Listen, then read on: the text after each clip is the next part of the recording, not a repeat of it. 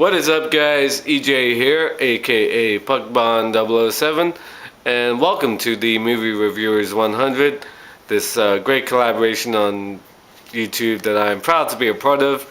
So this week is a great week, and it is, of course, John Hughes week. Obviously, if you grew up in the 80s or even the 90s, you grew up on John Hughes films, sort of the director and writer and producer who defined a lot of high school memories for most people my age. Just a great man, sadly passed away a couple years ago now. Made so many great films. And one of the films I'm going to talk about today, he actually didn't direct, but he wrote it. It was one of his first films that he took part in. And that is, of course, National Lampoon's Vacation from 1983. The first of the Griswold Vacation movies. Which of course was followed up by European Vacation in 95, the classic Christmas comedy Christmas Vacation in 89, and Vegas Vacation, I believe, was 1995, if I'm correct, which I'm not really a fan of. It's an okay film, but it doesn't hold up to the original three, and probably the first one, Vacation, is my favorite. Rewatched it a couple of weeks ago. The film was directed by Harold Ramis, actor and director and writer in his own right. Prior to this, he of course directed the classic golf comedy Caddyshack, which also starred Chevy Chase, who of course stars in this. He also directed Groundhog Day in 1993, another great film with Bill Murray. So yeah, talented guy, and recently I remember seeing him in one of the Judd Apatow comedies of recent years. I won't say This Is 40, but it might have been before that. Knocked Up. Yeah, I know he was in Knocked Up. That's for sure. So that was a while ago, but yeah, really good guy. So yeah, John Hughes wrote the script for this movie about the Griswolds, led by, like I said, Clark Griswold, played by Chevy Chase, sort of the comedic star of the 80s, along with people like Eddie Murphy and Dan Aykroyd and so on. He was big during this time, and this is one of his most memorable roles. Of course, he wants to pack up the family and take them on a trip across country from Chicago. Chicago is where a lot of John Hughes films are based. I believe he's from Chicago, or the suburbs of Chicago. A lot of his films take place. All the great Brat Pack movies are all sort of based in Chicago. I'm sure Scott will talk about John Hughes and his affinity for Chicago when he does his video, something like that.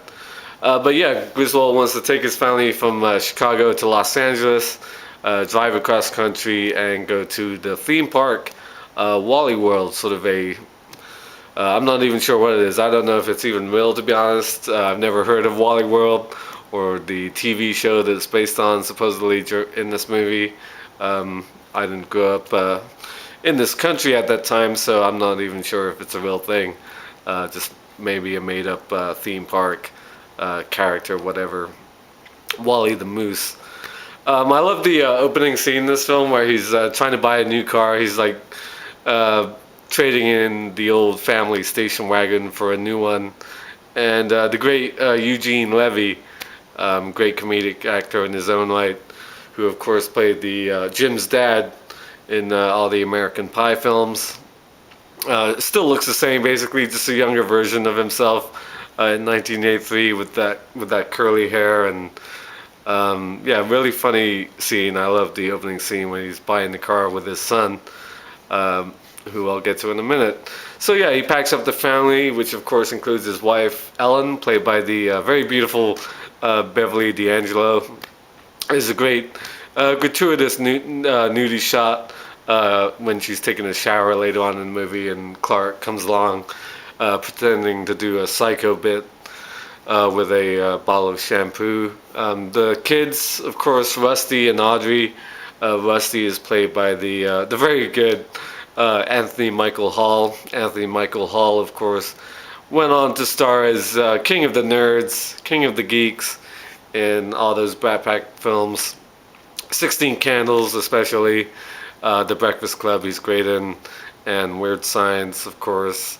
The Audrey is played by an actress called Dana Barron.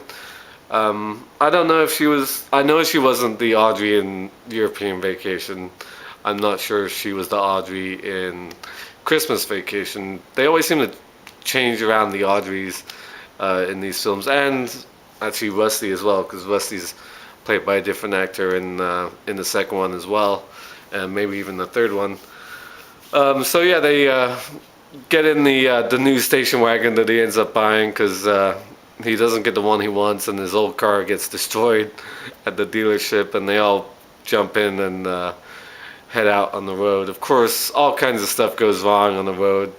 Um, Early on, they drive to Ellen's cousin's house, and the cousin, of course, is played by the great Dennis Quaid, one of the great Quaid brothers.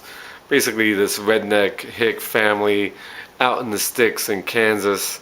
I love that the young daughter, Vicky, is played by a very young Jane Krakowski, and when you see the movie, you're looking at her like it looks like a young version of Jane Krakowski, and it is actually Jane Krakowski. Um, so yeah, there they pick up Aunt Edna. Um, her Ellen's aunt, I suppose, or Randy Quaid's character's aunt. And she's a pill. They have to drive her to Arizona, and of course, all kinds of stuff happens. Their car. They run into a problem in the ghetto in St. Louis when he's trying to ask for directions. All the rims get stolen off the car by these hoodlums while they're getting directions. Of course, they wind up in dumps, these little trashy trailer camp places.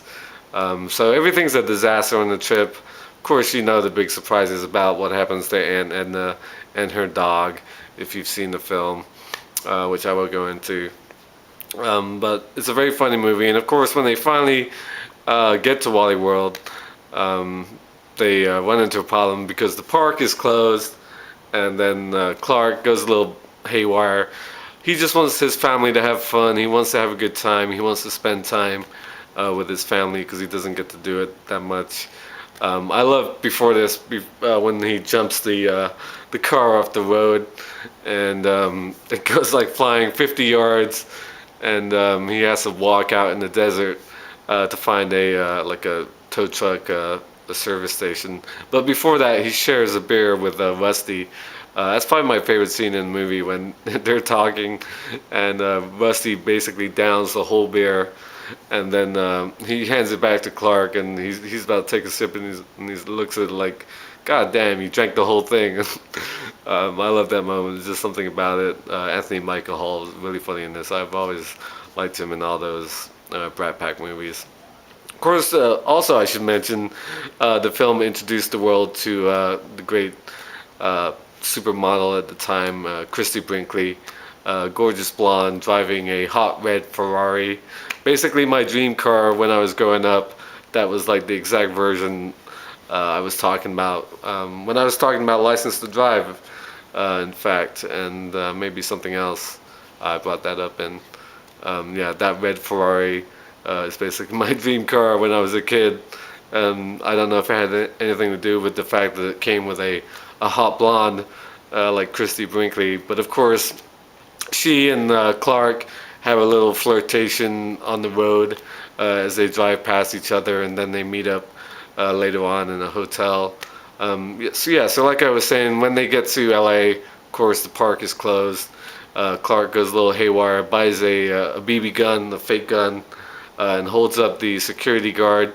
And the security guard, of course, is played by John Candy, with a very affected voice in his performance. I mean, if you've seen John Candy in other movies, he never really sounds like that. It's a very interesting voice he chose for that role. I don't know if he was really a big star at this time. Obviously he became a huge star later in the 80s. In so many great movies, the late great John Candy, a great actor. Appeared in, of course, Uncle Buck, which I believe Ian is going to be reviewing Monday.